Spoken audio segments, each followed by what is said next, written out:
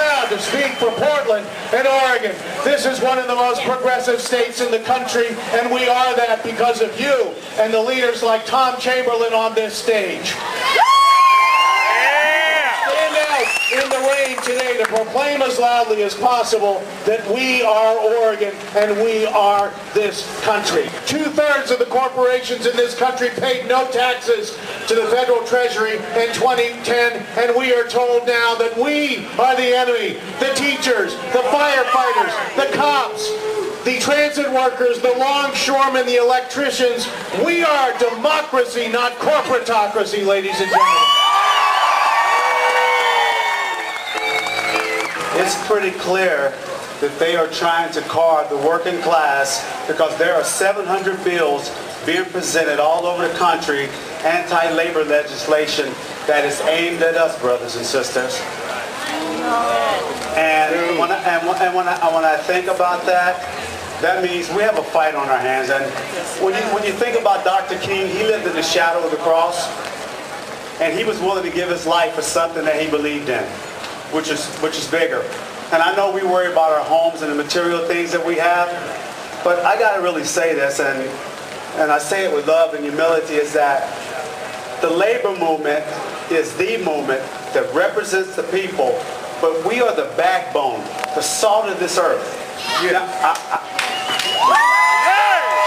You're right about that. That's right.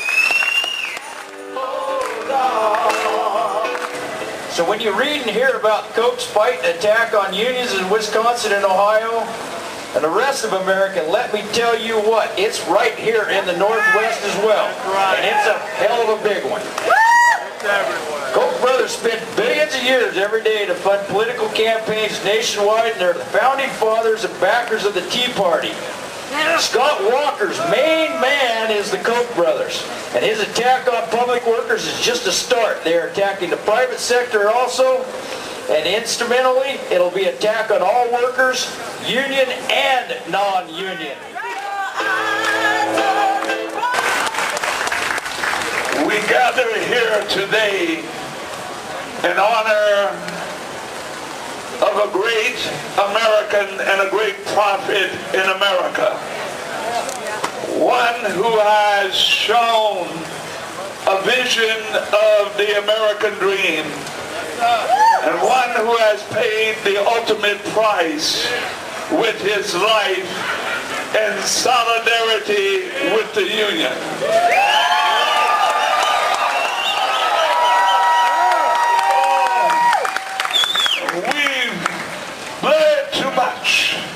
We've been beaten down too much.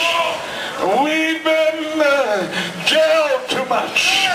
We've been beaten down by thugs in the early organizing of the union movement.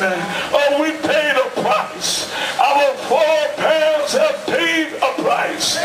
We have a mantle to see that our children will reap the benefits of the struggle.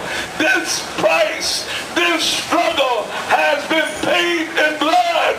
Will you give it up? No! Fighting! Yeah!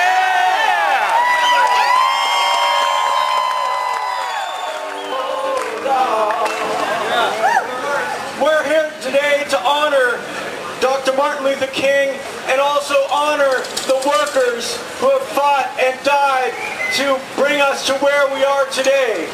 75 years ago in this country, workers fought to form unions, to create a middle class in this country.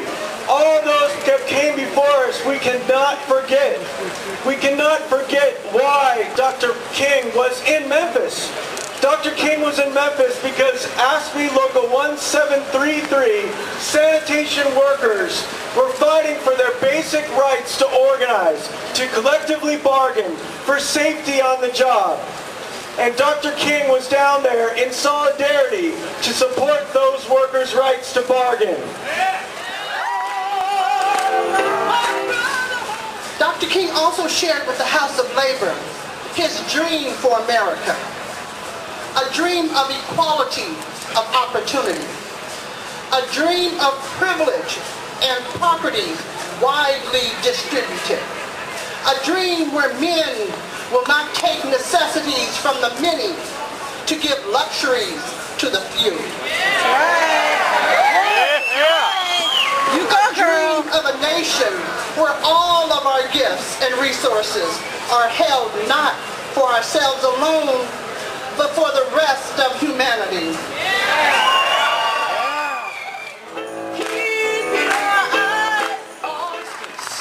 We are at that fork in the road. We're at that fork in the road, and you've got a choice now.